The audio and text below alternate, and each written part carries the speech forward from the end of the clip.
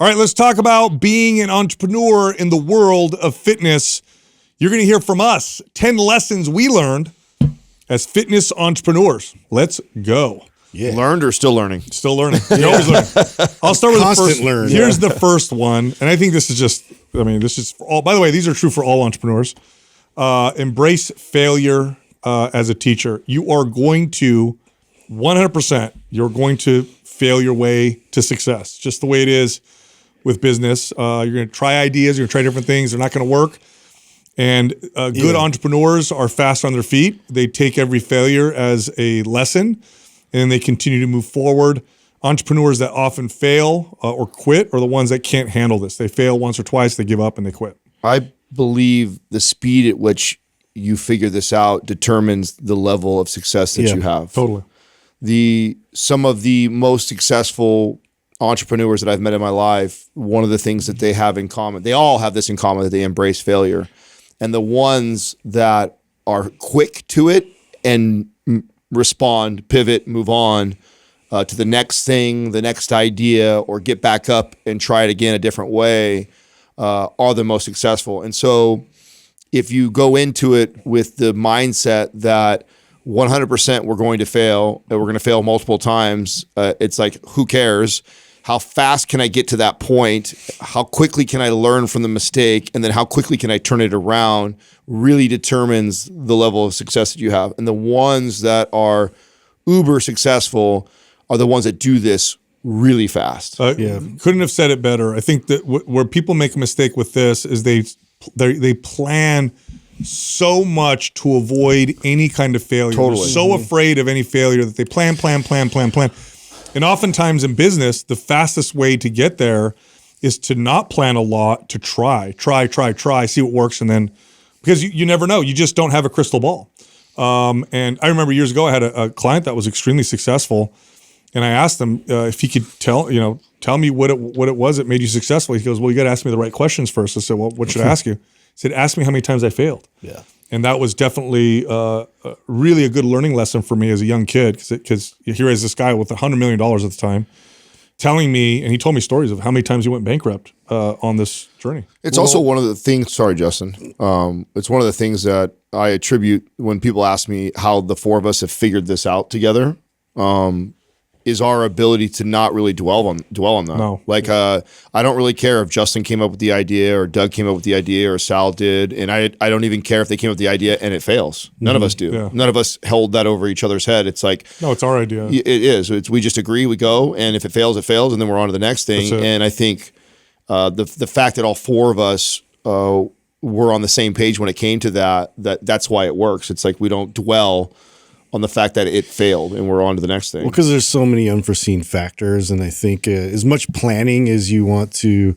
put in towards this venture, it's just you're never going to know all the variables that are going to get thrown at you. And so you might as well get going as soon as possible. And two, there's a lot of times when somebody's first starting out, you got to realize that this is the time to take the most risks. Yes. Yeah. You know, when you don't have all the responsibilities, when you don't have a lot of like excess like safety that you have to be concerned about, this is really where you want to dive full in. 100%. Next is to focus on your customers' needs. Now, to put it differently, I think sometimes entrepreneurs focus on getting new customers, which is not a bad thing to focus on, but over servicing the customers that they have. The customers that you have will tell you exactly what you need to do based off of what they want and their needs.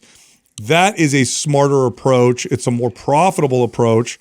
And you're more likely to succeed by focusing on the customers you have and what they want versus how can I keep getting new. Again, it's important to get new customers, but not over the ones you currently have. So another way to say this, and also attached to the most successful entrepreneurs that I've ever met or read, is customer or product obsessed. The most successful people in business are either one of those. They are either obsessed with their product, meaning that they are obsessed with making it perfect and better constantly, or completely customer obsessed. How can we make this better for the customer? The customer's already buying from us. How can we improve it even more? How can we over deliver? How can we create even more value?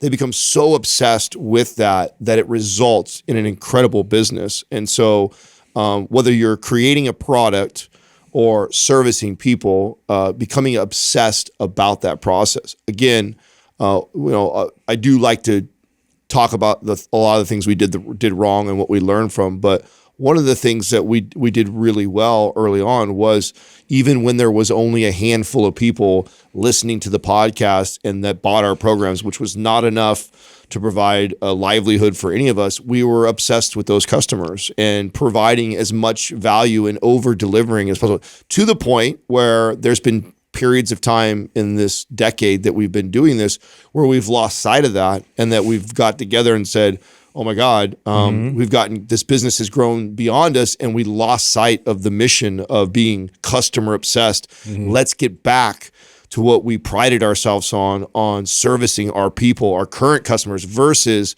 a lot of times what happens to a lot of people is they get focused on acquisition, right? Trying to get more leads, trying to get more people, versus taking care of the people that they currently have. That will serve you far better in business. Program giveaway for this episode is the Super Bundle. If you want to win, leave a comment below this video in the first 24 hours that we drop it. Subscribe to this channel and turn on notifications. If you win, we'll let you know in the comment section. We also have a sale, MAPS Split and the Anabolic Metabolism Bundle of Programs. All of that is half off. Go check it out. Go to mapsfitnessproducts.com and then use the code July50 for the discount. Here comes the show. Yeah, next is to start small and then scale smart, right? So you want to start with a product or service that doesn't require a ton of money or investment, that you can then test and see if there's traction. Once there's traction, scale it in a way that's smart. Okay, so what would be the opposite of a smart way to scale something? If you scale something that requires more and more of your time in order to continue to scale, because now what you're doing is you're limited on your time and your ability. Smart scaling is like, I got this service and this product and it's doing well, it's got traction. How can I grow this? By the way, this isn't always possible, so I know that. But one of the smartest ways to scale is say, how can I grow this without needing to devote much more of my time and energy into this? Because now I can scale it. And if it doesn't take more of your time, well, now the sky's the limit, right? Yeah. Now the limits are not just your time. 24 hours a day is no longer the limit to how big you can make something. And a lot of times, like as you go through this process, you're going to figure out too, like you need to throw this idea away. Maybe it is something that you can't easily scale, and you can't do that at a reasonable cost, you'd be able to accomplish that. And so, going through that process and really evaluating, can I actually produce this? Does this work? And is there potential for me to scale it? Or is this like something that it will be too difficult? One of my favorite interviews that we ever did was the co-founder of Netflix. Oh, I remember that. Randolph. Marc Randolph. And he tells a story. And again, this guy's got obviously far more experience we have in entrepreneurship and helping others with entrepreneurship. And he talks about some of the most successful entrepreneurs are the people that have the ability to test their hypothesis as fast and as cheap as possible to find out whether their theory or idea that they think is so brilliant is that brilliant. And he tells a story about a girl in college who has this idea of creating an app that is basically going to allow people to share clothes. I don't know what an example of this would be, what other apps that exist like this. I know there's other products that are like this, where basically I have this expensive high heels and shoes and purses and belts, and they sit up in my closet. They cost me thousands of dollars, and I wear them once a year. Why not make some money off of that, off of people that can borrow it from me? Brilliant idea, right? And she's asking him, how much for an app developer, and should I do, how much should I spend on staffing, and what should I do? And he's like, whoa. He's like, and she's in college dorm room at this time. And he's like, do you have a piece of paper and a black marker? And she's like, yeah, I'm in college. Of course I have that. He's like, go grab it. And he's like, I want you to write on this white piece of paper, do you want to borrow my shoes? And stick it on your dorm room door. And he goes, and then let's see if anybody knocks. And let's see if lots of people knock. And then let's let some people borrow some of your clothes. And then let's see how many people return them. And let's see how many people return them destroyed. Yeah. And let's see how many people steal. And he's like, you will learn so much in that short period of time about the future or potential future of this business by testing that hypothesis for free and as fast as you possibly can. That ability is such a strength in successful entrepreneurs. We all think we have brilliant ideas. That's all of us are guilty of this. It's the ones that can distill it down to the simplest way to test it as cheap and as fast as possible to prove their theory or idea is a good one or not. That is an incredible strength. That's a good one. My next one's one of my favorites, which is to build a strong team. Now, you want people who are passionate and talented, and those I think those are given. I think when you hire somebody or build a team around you, you automatically are going to think like they need to be talented and passionate. But here's the other two that I think we tend to forget. Do they complement your skills and do they share your vision? Let's start with vision first. Vision lasts longer and is more powerful than money, okay? It just is. What do I mean by that? I'll give you an example. Volunteers are often the hardest working people. They will volunteer for a cause, and it's not that they're not getting paid, but they have a vision of the cause. It's got meaning for them, right? So if you have people around you when you're starting a business who share your vision, they're going to stick around in the beginning when money isn't that great. And then you also want people that complement your skills. Like maybe you are charismatic, outgoing, great at sales. Do you need to hire but you're terrible at organization and administration, right? Maybe you need somebody that works with you that doesn't have your skills, because that's you, but who has the other skills that you need help with, the organization and the administration. When you find people like that complement you, you could do what you do best, they do what they do best. Now you've got yourself an incredible team. So this one is an interesting one to talk about because it's paramount to scale. It's not necessary for someone to build a small business or livelihood for just you and your family. And so this is where a lot of people get hung up. Maybe you have an incredible talent or skill and you've learned to go to market, and you've proven that because a lot of people have paid you to do whatever talent or skill that you have, and you make a pretty good livelihood. But if you want to go beyond yourself and you want to build something bigger than just yourself, it is impossible to do this alone. You have to build a team with people around you. And a lot of people get stuck here. In fact, we have a lot of friends. I've got family that have built good businesses. They have a very good business. They provide for their family. They make good money, but it's pretty much them. And maybe they have a few people or assistant that works for them, but for the most part, the business goes and dies with them, and it's not anything bigger than that. And there's nothing wrong with that. Maybe that's all you want. Maybe you just want a livelihood for yourself, and then maybe it's not that important that you learn to work with others or have vision or learn to motivate others or work with others. But if you want to grow anything bigger than yourself or more than just a livelihood for you and your family, then your ability to get others to move in the same direction and work for you is a skill that you want to invest in learning how to do that, or hiring somebody that is really good at that. Otherwise, you'll never break through that first plateau. Yep, 100%. Next is cash flow. Cash flow is king. So there's so many good ideas and good businesses or business ideas that fail because they can't survive those times when where you need to be lean, and they're having difficulty because they're in debt. Like, what you don't want to do is be buried in debt before you can really get your business off the ground. So in the beginning, you got to be real smart and understand that real money, cash, not debt, but cash, this is what you want. This is what's going to help you survive in those early stages when things get really challenging.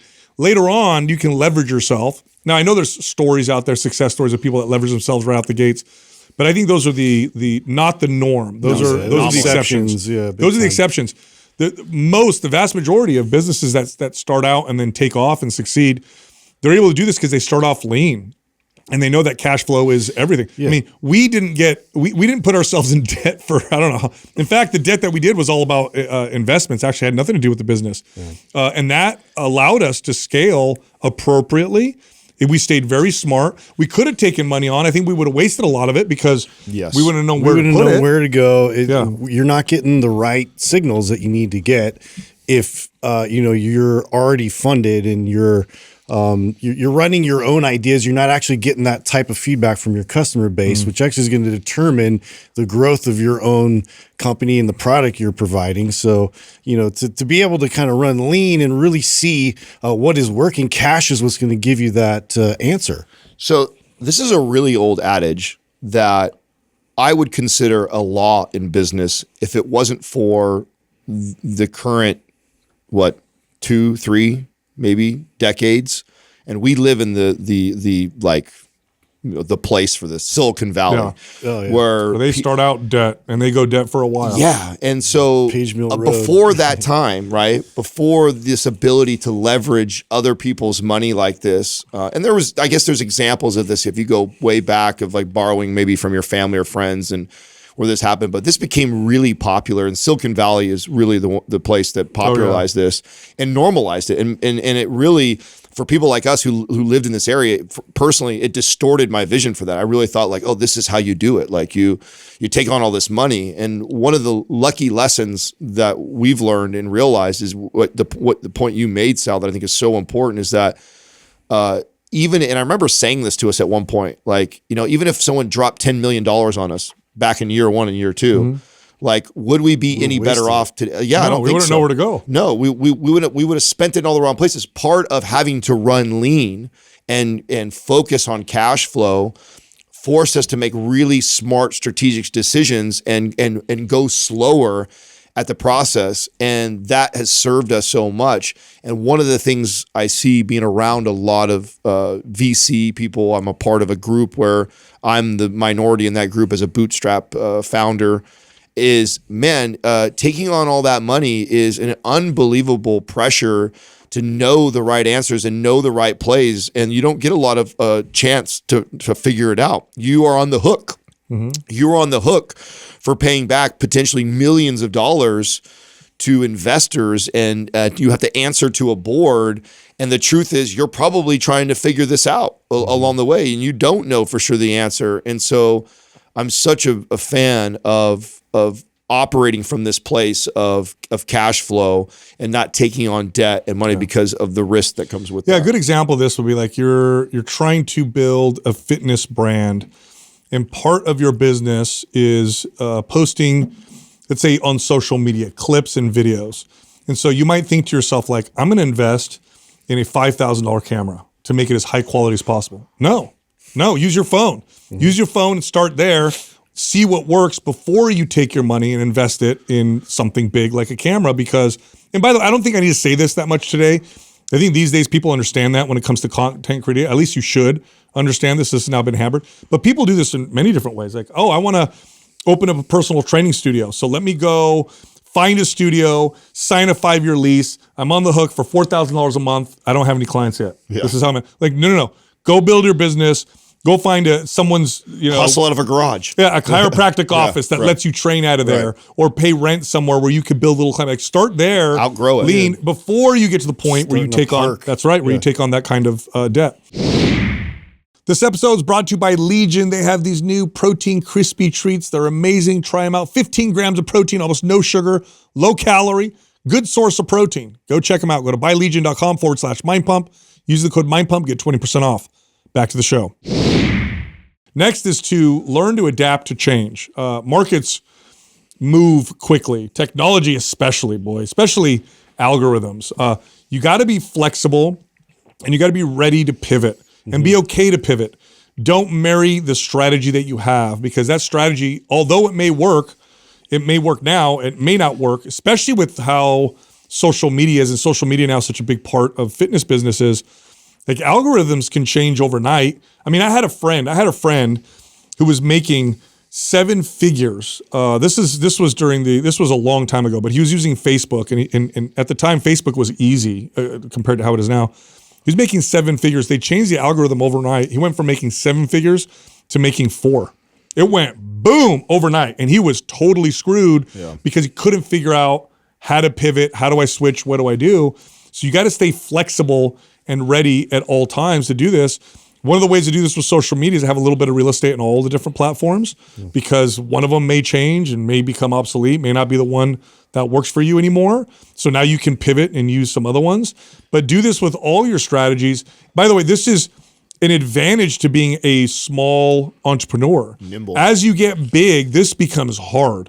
When you're a big company, it's hard to pivot. When you're small, this is like a superpower that I could just change directions, no problem, because it's just me and maybe one other person. Well, and it also highlights the earlier points of, really diving into your customer service. So you can actually have that direct communication with your customer base and keep that regardless of whatever platform or whatever thing that you're doing your promotional stuff on.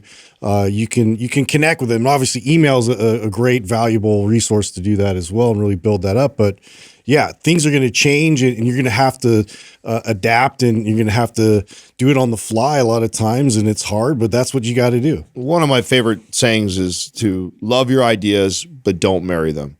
And that's because I think it's really important to be passionate about whatever idea you have. I think that's important. I think you should love them and be excited and passionate about moving it forward if you're going to be successful, but then also open to the idea that you could be wrong. Mm-hmm. And another thing that I love to share about my own personal journey, and I say it all the time about this business when people ask me, I go like, this is what I think we should do, or this is what I think is best for our company right now, but I'm probably wrong. I almost always say that. If you ever heard me talk to somebody else about where we're at or what we're doing, is this is where I think we're at, this is where I think we're going, but I'm probably wrong, because what has been proven to me more often than not is I'm normally wrong. Yeah. But I'm okay with that. It goes back to the first point you made, is that I embrace the fact that I think I have a good idea in a good direction. I'm probably gonna be wrong. I'm gonna get there as fast as I possibly can.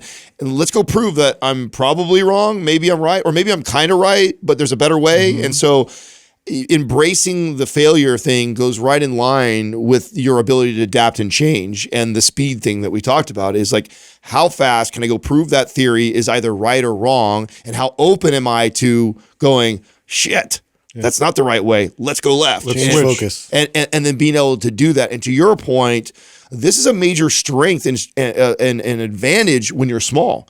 When you are just trying to start, some of the things that you think is this disadvantage. Oh, I don't have all this money, and I don't have all these people, and I don't have all these leads, and I don't have a huge following on social media.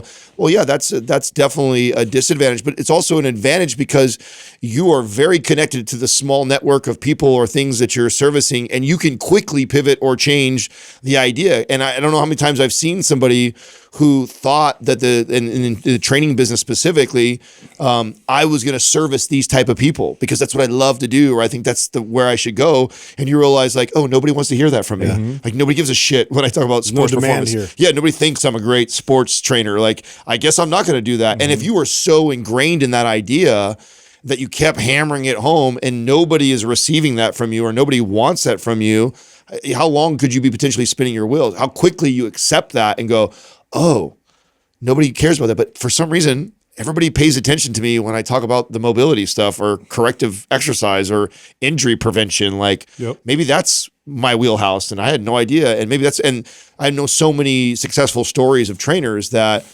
talk about, oh man, when I first started, I thought I was going to be this, or I was going to do this thing, and they're doing something totally different.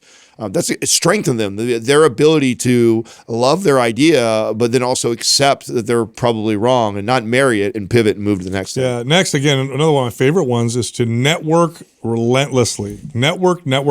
Every business, especially fitness businesses, are people businesses. Yes, there's technology, there's money, there's strategies with leads and how you communicate and ads and marketing and content. Yes.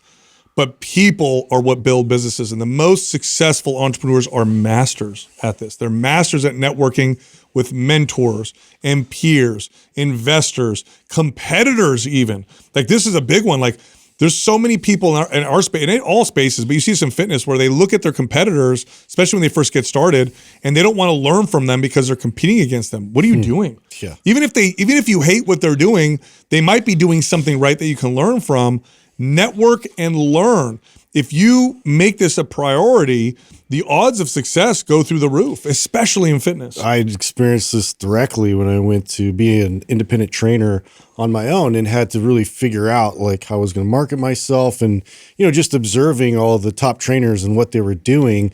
I would ask questions, and it was not a scarcity minded thing. I see what they're doing well. I see also too what I would do differently, but that's a strength of mine that I could promote. And so this is something that led me towards a strategy I wouldn't have normally done, but I saw that as being successful, and I could do just my own spin on it, instead of being like, oh, screw this guy, and like, be negative about what they're doing. I love this one. One of my favorite sayings is your true net worth is your network.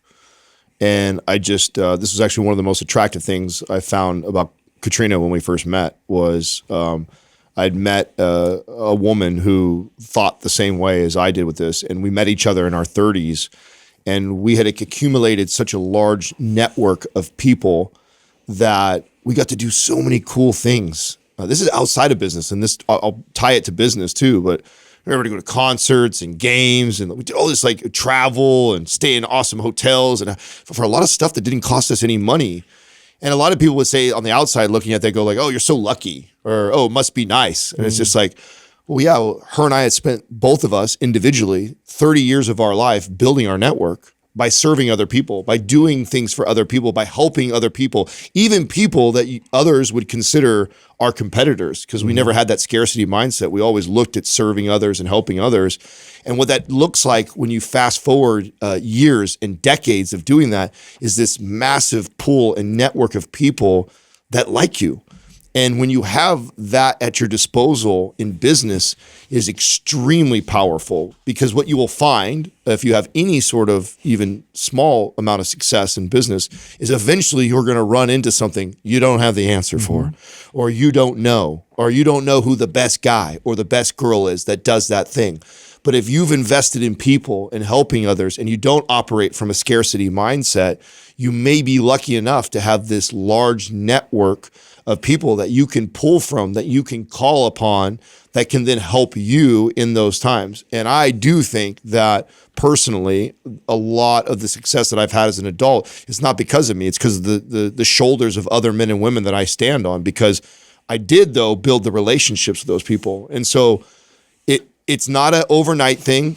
You're not going to go do one or two things for somebody and then all of a sudden you have this massive network. No, it's time. It's a lifetime. A lot of give and not it's a lifetime of giving without expecting anything in return. And I try and teach this to all of our young entrepreneurs in our network, that it starts right now in your teens and 20s, and you keep investing in it. And one day you'll look back decades later and go, wow, was that one of the best things that I ever did? Because I believe that this network that I've built has played such a huge role in the success I currently have. Totally. Next up is to prioritize time management. You want to focus on things that give you a big return right out the gates, and delegate or say no to distractions that don't align with what you're trying to do. So I'll use an example for trainers, right? So you just became a trainer. Actually, in fact, this was an example of somebody that we talked to.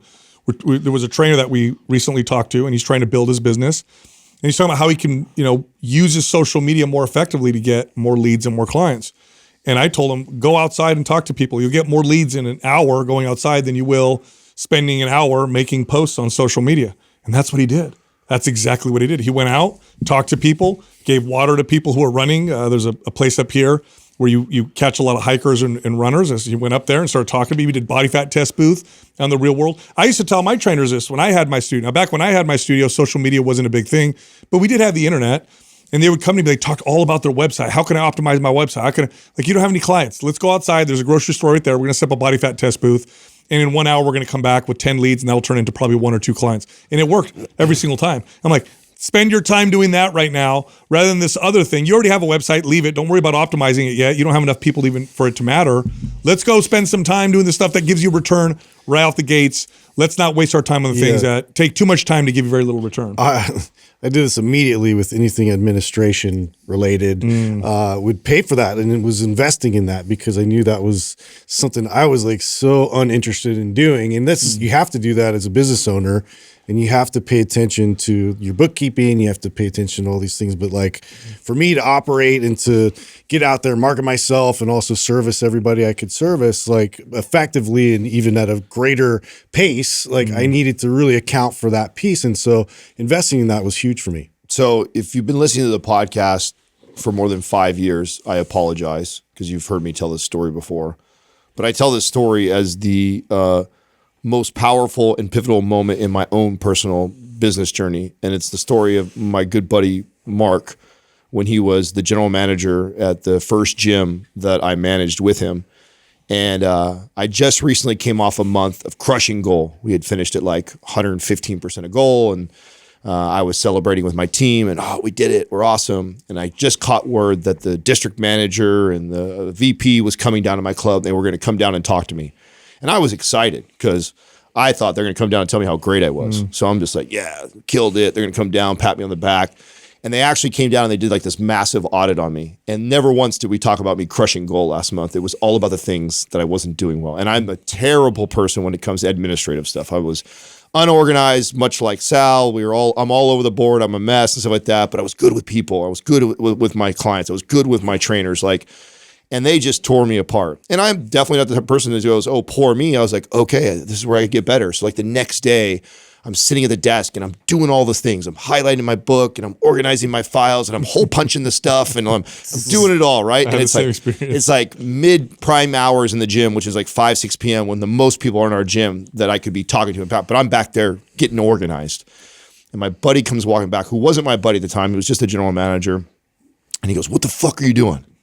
And I'm like, whoa, the team, the boss came in and he said this about it, and he says, I need to work on this. He's like, listen, you're in the position you're in at the age that you're at for a reason. You are great. And he starts listing off these things that I'm great at. And he goes, this is not your strength. Stop focusing on the things you're not good at. Focus on what you're good at and be fucking great. And I was like, this like epiphany and that permission to like, stop hanging on to all. And I think entrepreneurs do this a lot, is that we compare ourselves to others and we go like, oh man, Justin, he's so much more organized than me and he does this so much better than me. And you're trying to be him and you're trying to be more like them because you see them having success and you compare them, versus realizing that God gave you a gift, or you have some sort of a gift, or there's something you're good at.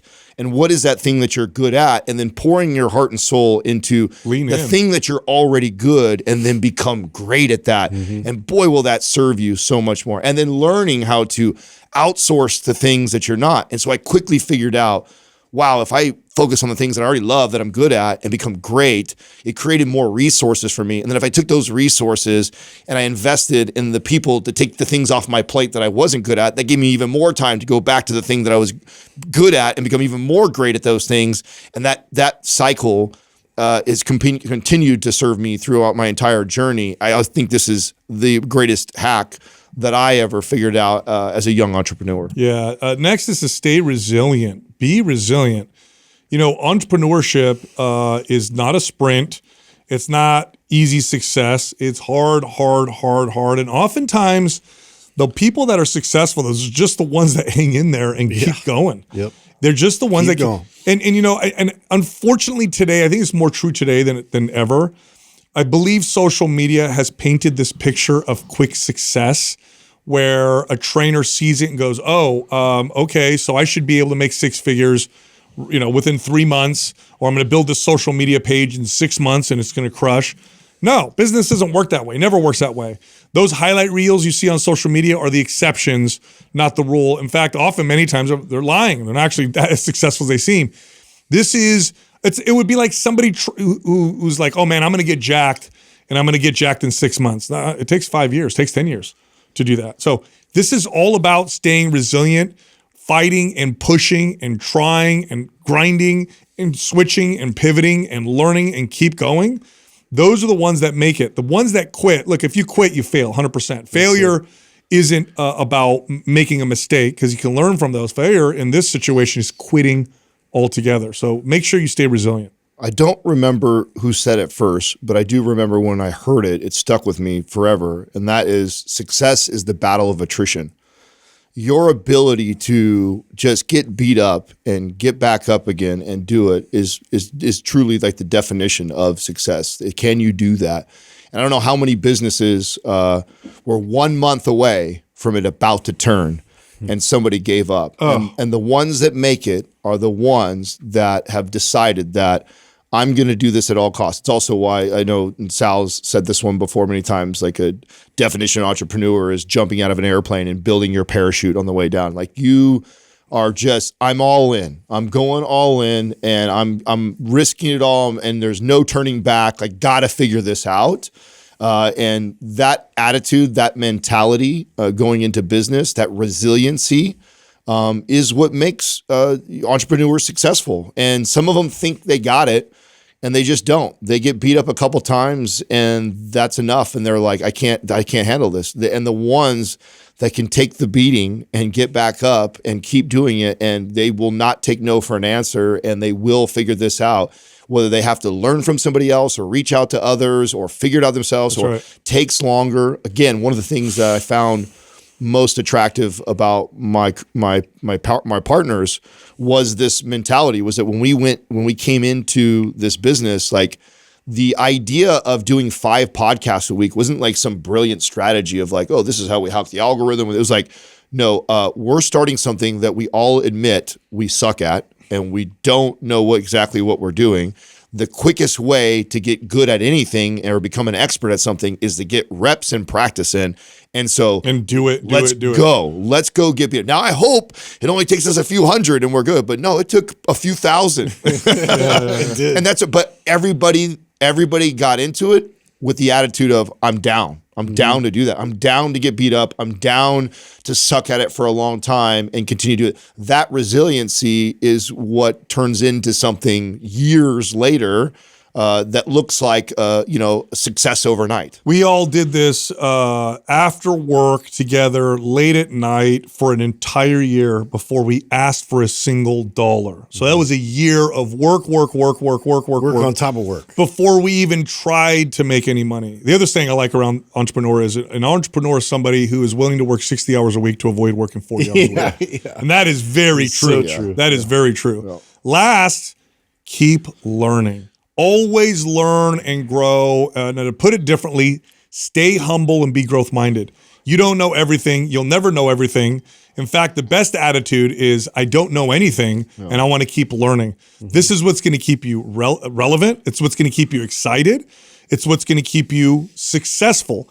The second you become stagnant, like a rock in the water, is the second you start to grow moss and you become stale. So you keep moving and keep growing and keep learning. That's what's going to keep this exciting. That's what's going to keep you growing. And you have to have that hunger for it. And don't think you know everything, because the truth is you don't. You just don't. This is something, of all the ones we've listed, this is the one that I find myself repeating to myself more often than easily. And I get it, as an entrepreneur, you can quickly get caught up in within the business. And we talk a lot about this. You hear of us telling stories where we take off to Truckee and we get away. And a lot of that is to work outside the business, because there's so many moving parts, and it's so hard to do everything in it every day that really quickly you can lose sight of the big vision. You can lose sight of personal growth. And I'm guilty of this. And so I find myself, luckily I have a partner who knows that this is important to me. And so we always have these kind of check-ins where it's just like, what are we doing currently right now to grow? Like, are we reading right now? Are we listening to the podcast? What are we doing to better ourselves as humans, better our craft and our skills of the thing that we pride ourselves in what we do, or whatever business that you're in? And so I think that this never stops. And the people that figure this out, that hack into building this into their lifestyle, really accelerate how fast they grow and build whatever it is they're trying to build. All right, I know you liked that episode. If you did, check this one out. Stop doing 3 sets of 12 to build muscle and do this instead. You guys want to guess? Stop doing the 3 sets of 12 and do this instead. With that intro, my guess is you're going to tell people to change the rep range 5 up by to 5. 5x5 or low rep range? Do you guys remember the when angle you're going? Yeah, so oftentimes we get stuck in like a set count and a rep count or a range that's